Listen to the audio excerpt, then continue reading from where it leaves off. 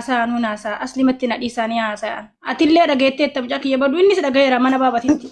Asli ati na dubbisi dhageeffadha. Nama kana dhugaa rabbiititti isin akka seeraatti anuu waan barbaadu gara kiyyatti cal'ise. Makinyaatum namni sii dubbatu hin jiru. Ani tokkoffaa haadha abbaan qabu. Asli dhageeffadhu qalbitti. Tokkoffaa haadha abbaan qabu. Obboleetti obboleessan qabu. Ana haadhaaf abbaa kiyya takkittiidha. Abbaan fedhan jala kana warri jirta warra kiyya koottaa seena jala kana. Haadhaaf abbaa kiyya ani takkittiidha. Nama nabira dhaabatee haizoo finaan jedhuun qabu asli. Namni kun na tuffaturraa ani nama dhaburraa duraa badheenna darbee jireenya isaa oofataa jira. Nama kana namni dhugaan akka ammati na gaafatte atummaan mataan kee bakka naa buutee maaliif ilma kan kee kana hin barbaanne mee namni Itoophiyaa keessa jiru itti naa gootee dhugaan sanas naa baafnan isaa miti zarii isaa hundi isinii bituu danda'an. Waan naan goone tokkoof maal godha waan jedhuuf cal'isee isa dhiise malee isa shaffanuu dubbiin soba ta'uu miti. Abbaan isaa Hussein Haydaraati. Abbaan ijoollee tiyya. Sinigalee ataabaa ganda dooyyoo goraati. Narraa fudhu kasii maa jira. Ijoollee gargarii dhufu tasgabbaadha. Sagalee kiyya si biran ga'uunatti fakkaate bar ani si himaa jira sagalee kiyya si biran ga'enne. Naa jettee mi'a ganda isaa sagalee kee gaa'ina suuta haasofna jedheeti bar amma egaa rakkoon kee kana guddaa ta'e suuta haasofne dubbiidhama qabdu keessa haasoftee ila amma namni oo magale hunda gilee jaarsa jaartii wannan dubbachuu didu na haasofsiiftan malee furmaata argatuufin warra nama haasa'uu dida malee rakkoon kiyya guddaadha akkasii qaddisiisu na gaafadhu rakkoon qaba. Mukaalid furmaata argata jettee itti amannaan miidiyaa irra dhuftee mire. Mukaalid waan siin jedhu dursa tasgabbaayiti. Amma jalqaba dhageeffadhu jalqaba irratti obboleettiitii yaati obboleettiiteen. Himbeena rakkoo kee kana nutti himatte namni lafaa ka'ee duwwaan akkatti hin boochisu. Hin boochisu isa waraana deemuu yoo taate immoo obboleewwanuma nama hundaatti ilmaanuma nama hundaattu deemaara. Giddiin qabanii nama oofan. Masiigalee miti nama oofan. Obboleessi ka waraana jalaa hin deeminii fi kan daraminii fi ka birrii mileenan kafalee hin buufatin hin jiru. In baafatin hin jiru jechuudha. Waggoota sadan arfan darban kana namni obboleessa jalaan qabaman hin jiru. Inaa nama obboleessa kiyya qabanii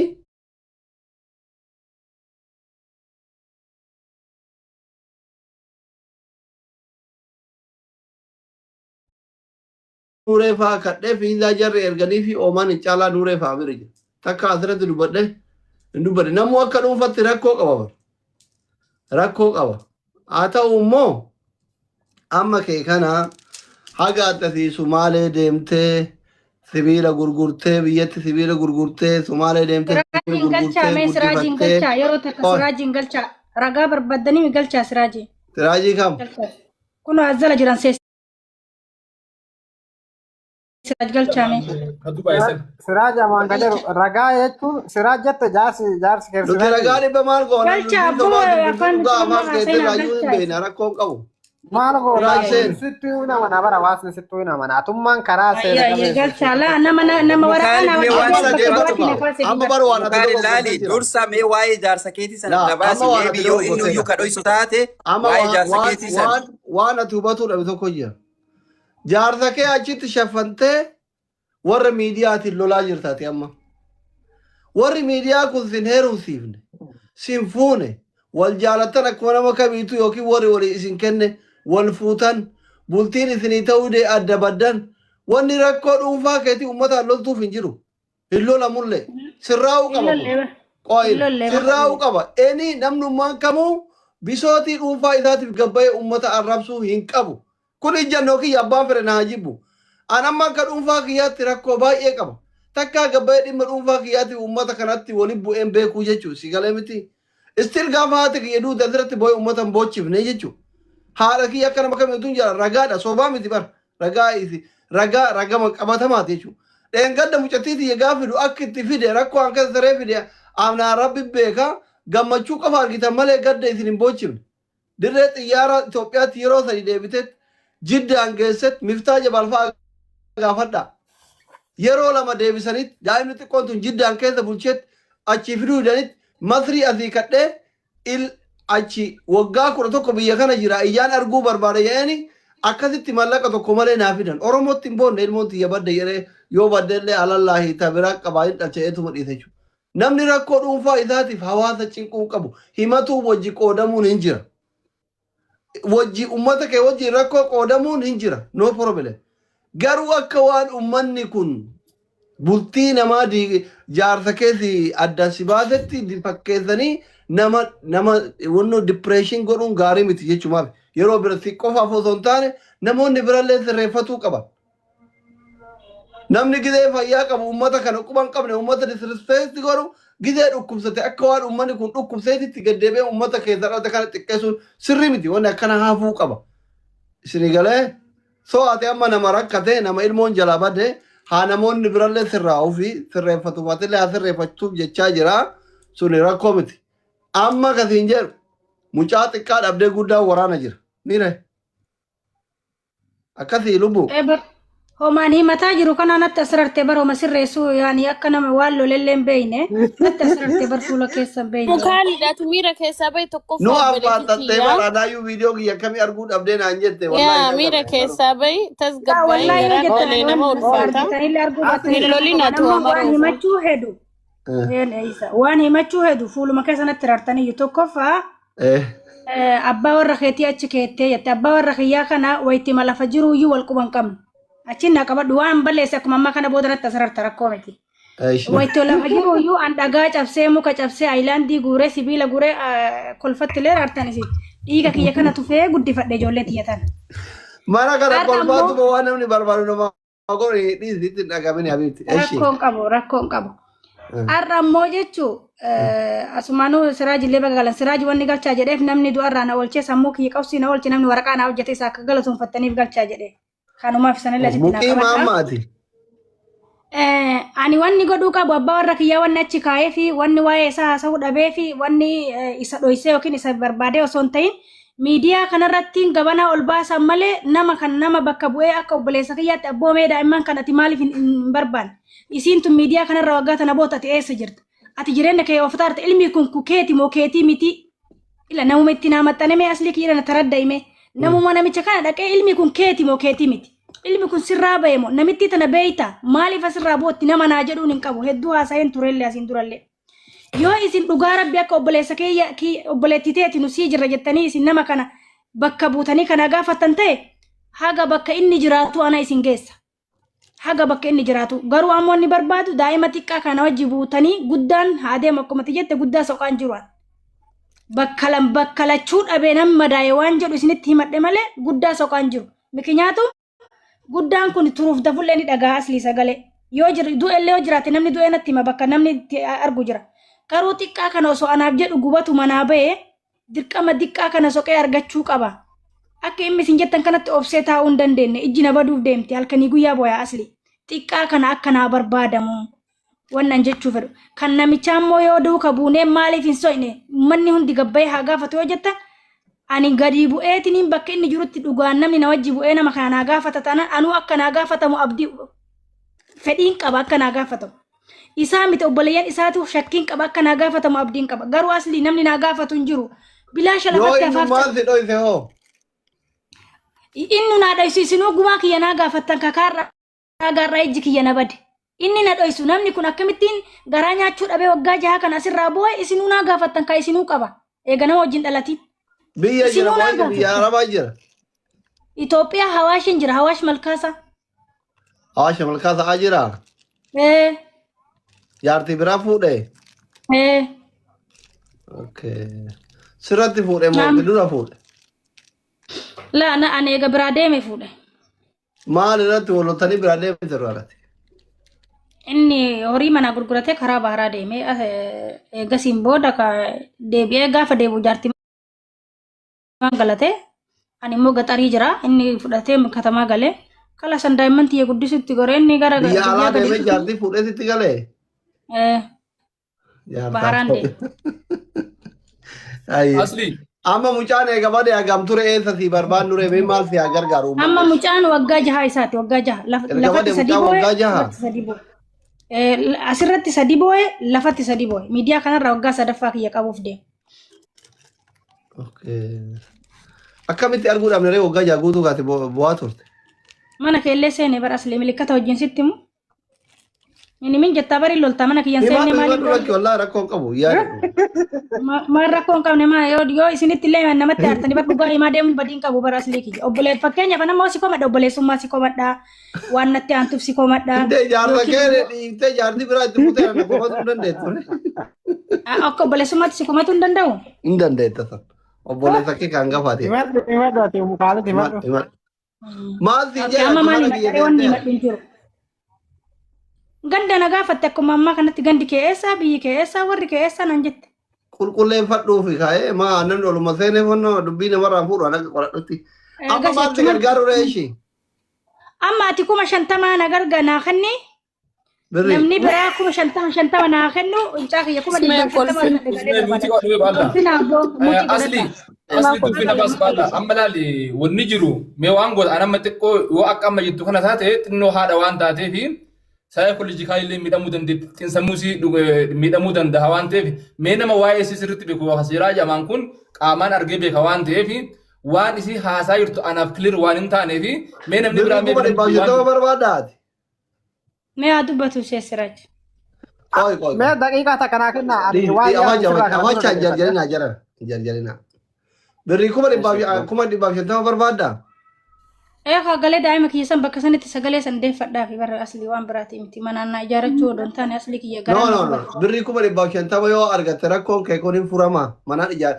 Ufillee faallaan haa ta'in bar faallaan. Rakkoo furamoo osoo hin ta'in sagalee san irratti deebi'uu barbaada. Rakkoon kiyya furamoo osoo hin ta'in deebi'ee dalagadha fayyaa qaba asli kiyya haga silaa oomaan jedhu ni dalagadha. Ani yaadni kiyya maal si fakkaate? Bakkuma beellamaa san irratti argamee waan rabbii kanaan beekanii waa beeksisan irratti kan sagalee kiyya kana gadhiisu ta'e. Jarri sun yoo barbaaddee argitu ta'e amma siigalee yaadni kiyya kun achi deemee daa'ima kiyya kana sagalee kiyya kana ummata kana dhageessisee viidiyoo san waraabsisee yoo jarriin sun soqanii kana argan taate daa'ima kana eegas immoo an deebi'ee dalagadha. Amma mucaa kee kana barbaadatuu fi birrii 1,250 si barbaachisaa? Akkaawuntii Itoophiyaa hin qabdaa? Hin qabu. Eessatti sii kanin are? Eessatti sii kanin? Rakkoon qabu kan soqadha kan uumana beeku irraa maa rakkoo qaba. Ta'u akkasitti nama irratti birrii namaa guuruu hattu namni deema guutu. Namni amma gisee rakkadha jedhee akkaawuntii nama sanii malee kennaa namni guutuu hattuu ta'e saabate. Birrii rakkataa kan bira ga'uu dhiise. Kana dura gaafa na himta jettu isiin illee maal akkuma ammaa kana maal jetti isiin wanni barbaaddu ani mucaa suuraa isii illee kamama profaayilii kaattee deemtuun kana mucaan sii galee. Profaayilii kaattee deemtuun kana. Biyya galuu addaati. Heeddar irratti waliin sii qabnu 1,250 yoo si nyaate hoo. Akkaantiin bargaruu hin jira yaani akkaantii biyya akka ture maal jedhanii miraan nama bira kaayee dhufe sun hin danda'ama yoo abbaan maqaa ofiitiin hin danda'u ID maalee ID sayyoon ta'e. Akkaantii maziin bila waraqaadha malee maalee ID sanii miti.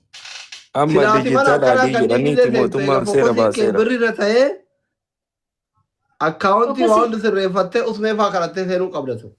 Asli kiyya na dhageeffadhu takkaan na taradde. Kokosiin kiyya birrii osoo hin ta'in kokosiin kiyya saaladdiin mucaa kiyya. Birrii miti mucaa kiyya. Sii galee. Birrii ati adoo isin miliyoona naa guurtanii ittiin dassatu. Mucaa kiyya san malee. Rabbi si haa mul'isu wallaa.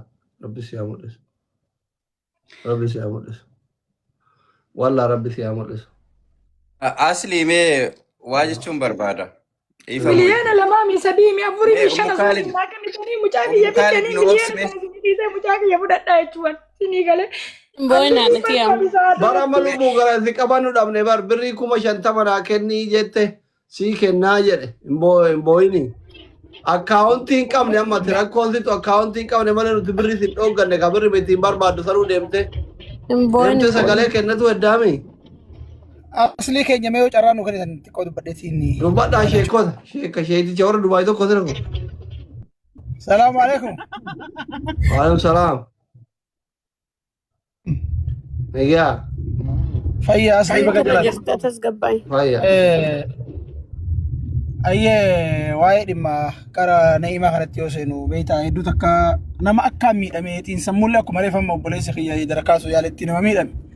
Himatuma kana seeraan sitti himachuu atamma hin taraddaa jirtaan malee hin hubataa jirtaan malee si aarsa lola si fakkaata si galee akkanuma Maknaatum namni kun nama waggaa jaha miidhame ijoollee tana akkaataa itti guddifattee dhisiin isin ibsite. Illee asumarrattiin boo'ichasii kana arkee sababa ijoollee tana nama arabaatiin illee wal loltee dhufte wallahi akka hin taane taate waraqaa ofii kiyyaa bilaashitti irraa dalagee deemeetuma waan tokko godha jettee asii deemte asii haga deemtellee waan tokko gochaa turtee haga humni isii danda'u taani ammoo humna hin qabdu biraa as deebiti. Baallama naa qabanii jiranii jette fakkeenyaaf amma warri miidiyaadhaa sun. Baallama naa qabanii jiranii baallama isaa irratti immoo argamuudhaaf maallaqa na barbaachisa. Maallaqa kana ammoo ani hin qabu. Waan kanaaf ammoo ijoollee tiyya Oromoon na califte. Hin lolti isin naa maraanuu akkanuma asii galee. Wanni as jalatti ammoo isin beekuu qabdani. Wallahi ilma namaa gubbaa laalan.